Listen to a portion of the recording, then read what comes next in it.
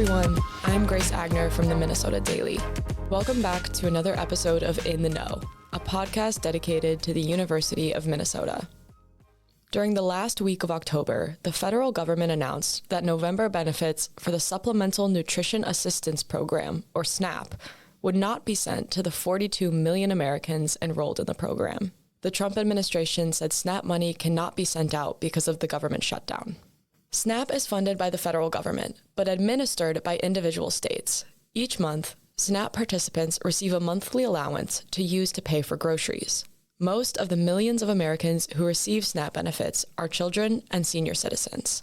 On Wednesday, Congress passed a bill to end the 43-day government shutdown, the longest in U.S. history. The bill will fund SNAP through September of 2026, but the temporary SNAP freeze left many Americans struggling to find food and food pantries straining to support their needs. When SNAP funding was still up in the air, Minnesota Governor Tim Walz announced on November 8th that the state would use $4 million in emergency funds to send November SNAP money in full to Minnesotans who need it. But this money is a Band-Aid, not a permanent solution.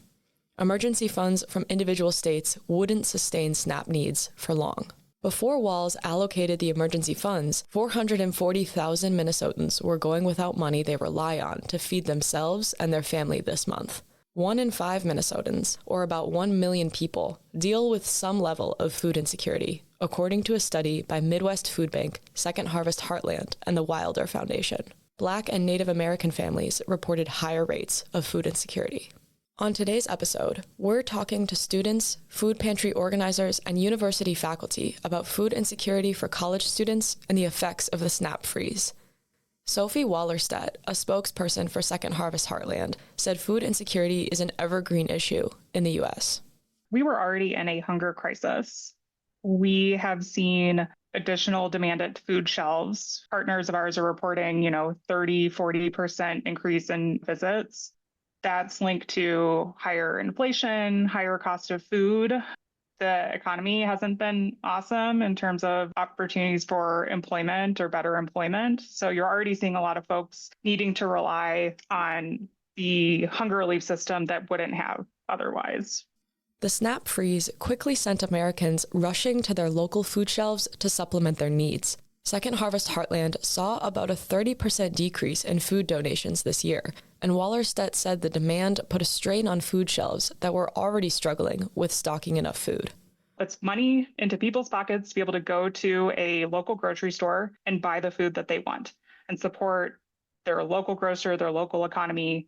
And when you take that away, that leaves a lot of folks no choice but to need to go to a food shelf. And while we do our best to make sure that there's a lot of different food stocked and that the quality is good, when you have demand increase at the level, it's just not sustainable. And people are not getting the same dignified experience that they're getting when they're able to purchase food with SNAP dollars. We know that SNAP is the most effective hunger relief program in the country.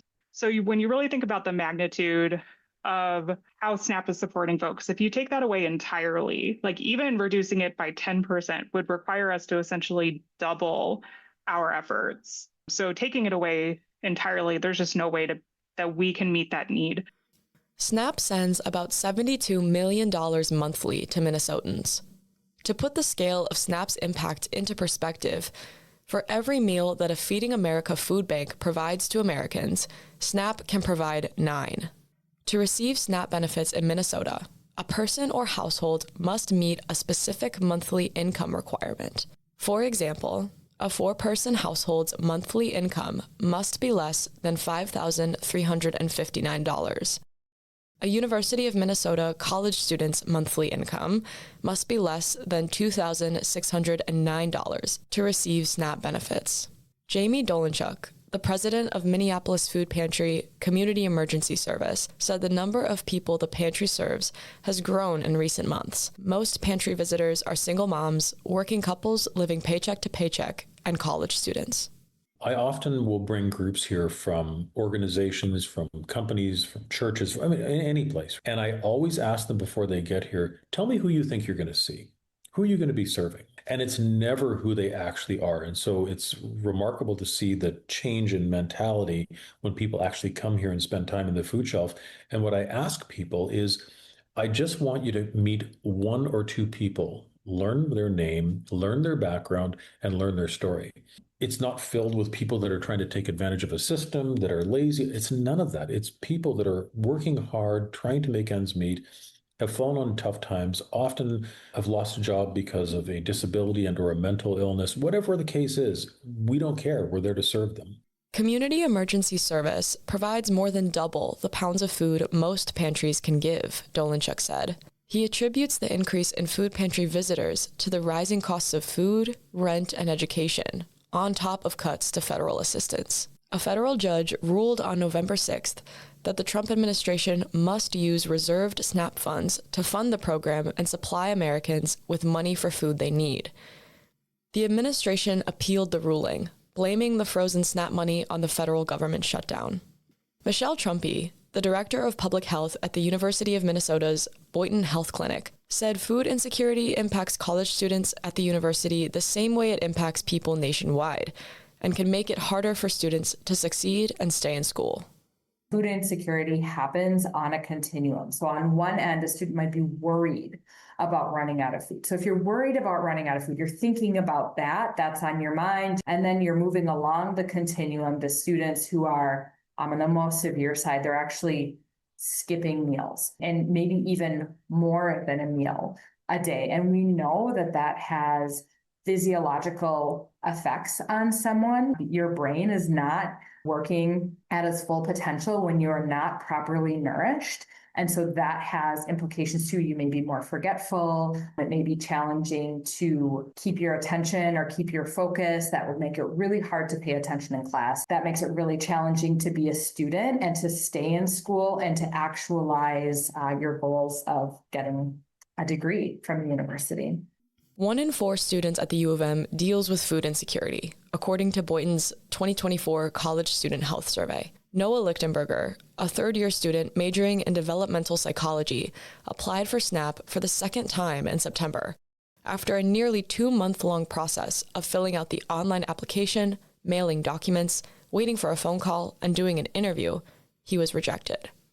After that interview, which was probably 2.5 weeks ago, so right on that cusp of when people really started talking about SNAP, the person who interviewed me, this very nice lady, I don't know, she gave me the vote of confidence because I did ask her, do you know when I'll be hearing back? And based on my application, what do you think? And she was like, oh, I think your application is pretty strong. And she'll be hearing back about probably a week or two. So I definitely got my hopes up, which is even a little bit worse. Lichtenberger has a paid job as a peer coach for the university's Center for Academic Planning and Exploration and does unpaid work at a university lab. He said because he works more hours than he gets paid for, he applied for SNAP to relieve stress about budgeting for groceries. But in terms of what it would have changed for me, it would have just allowed me to eat more food and not have to think about it kind of 24/7, just budgeting, forget how much I spend at the grocery store and trying to find rides to Aldi instead of going to the Target on campus and stuff. It just would have kind of alleviated some stress that I just go through every week. Dolanchuk realized how frequently college students visit the food pantry this year. He said its proximity to the U of M campus and the privacy of an off-campus location likely appeals to students trying to feed themselves. As we have grown, and unfortunately, I don't like to grow, but as we have more and more people that are coming to particularly our food shelf, we started to notice in this past year, there were kids coming into the food shelf. And at first, I had actually made a mistake because there's a lot of the professional college courses at the university now require a certain amount of volunteer hours in order to apply. So you have to have a certain amount of hours to apply to the dental college, for example, or medical. And I actually thought these students were coming in to volunteer. And so I approached them and I said, hey, I'll go get Nicole, our volunteer coordinator. And they said, oh, no, we're here for an appointment. And I said, oh, I'm so sorry, you're here for food. In July, just a few months before the government shutdown and the SNAP freeze, Minnesota lawmakers made an important change to SNAP eligibility requirements for college students. The Minnesota Department of Children, Youth, and Families added a new requirement that says working college students can be eligible for SNAP if they verbally state to a SNAP counselor that they cannot work 20 hours a week and stay in good standing with their university. Before July, SNAP eligibility required college students to prove they work at least 20 hours a week, have a physical or mental disability, or are taking care of a young child. Waller-Stett said many students could not access SNAP because of these specific requirements. Putting the shutdown aside for a minute, I think this is really an opportunity for students to, if they haven't already, to examine their potential to be eligible for SNAP. I think a lot of college students do not realize that they are eligible for these benefits because of their income level. And so one thing I would recommend is look into that and to, see if you are eligible. Overall, I would hope that this is an opportunity for more students and hopefully like student groups also to recognize the importance and the opportunity that SNAP creates for people. We know that college students have a pretty high level of food insecurity. And I know there are food shelves available or food pantries available to college students, but nothing beats actually having the money to buy the food that you want. In addition to these eligibility barriers, Trumpy said social stigma around getting food assistance also contributes to the gap in how many college students are eligible for SNAP versus the number who actually access it. I do think that there's probably some old stereotypes where it's like, oh, college students are poor, oh, living on ramen, oh, it's like, no, we're talking about students living in poverty and really struggling about getting enough to eat. And this is an issue and it's impacting them. And we need to be doing something about it if we want to be retaining these students and having them graduate and be contributing in our communities. Because of this stigma, tracking food insecurity in college students was a relatively recent change to understanding student health, Trumpy said. We know about who's coming to visit the food pantry, but what about the students who are struggling and not coming into the food pantry? What can we do to be supporting them? And what is it about the current programming that we might need to adjust? Is it an awareness issue? Is it the times and or locations aren't convenient? Is there something else, not knowing that this is a resource that's available to them? Sometimes I hear that from students. Well, I don't know if my situation is bad enough. If you're thinking about it, you can come in. If a student comes in and uses the pantry, they're not taking away from another student. That's another thing that sometimes I hear about, like, well, maybe somebody else is in a worse situation and needs it, so we should preserve those resources for them. That's not true either. Boynton Health started measuring student food insecurity in 2015. Since then, the university has worked to alleviate student hunger through the campus food pantry Nutritious U. Usually open twice a month in the Kaufman Union, the pantry has expanded hours to the West Bank and St. Paul campuses to meet student needs. Because of the SNAP freeze, Nutritious U added an extra hour onto every day the pantry is open. Trumpy said this could serve up to 1,000 more students. Lichtenberger said he's seen food insecurity affect students like him firsthand, and it needs to be addressed.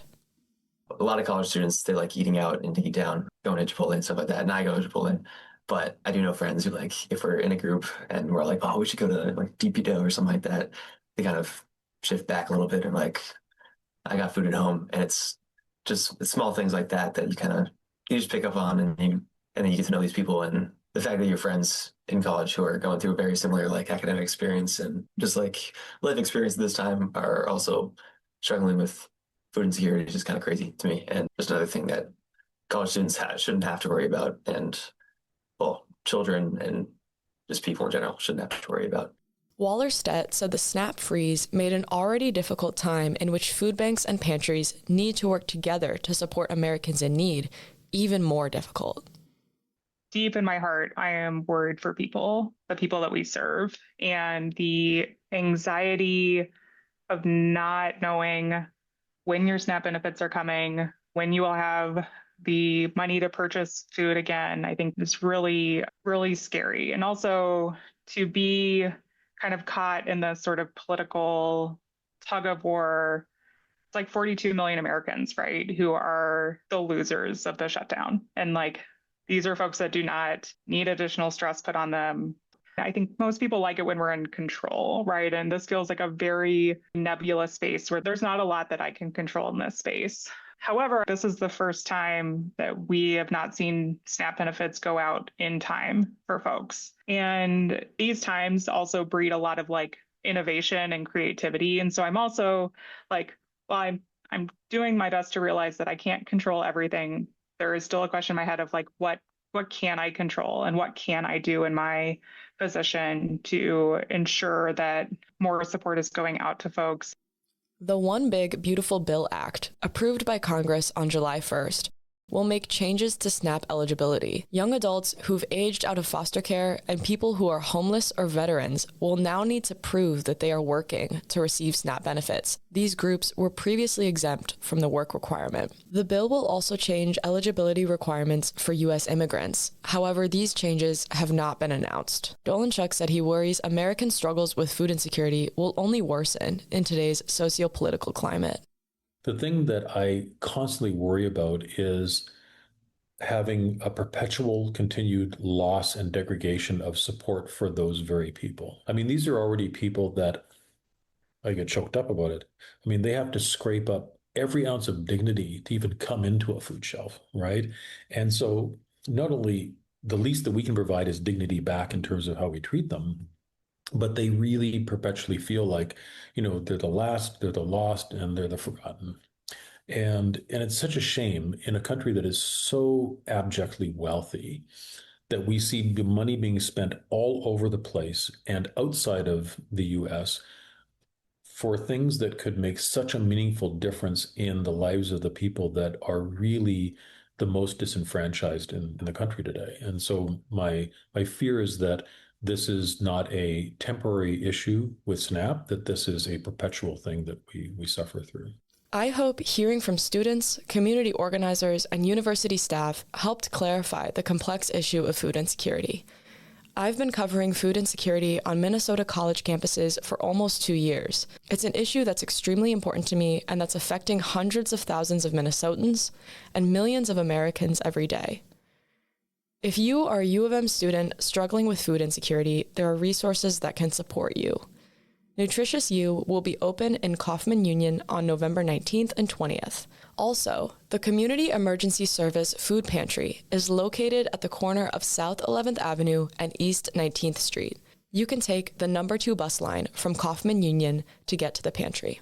If you think SNAP could help you, I encourage you to see if you are eligible, especially with the new eligibility expansion for Minnesota college students.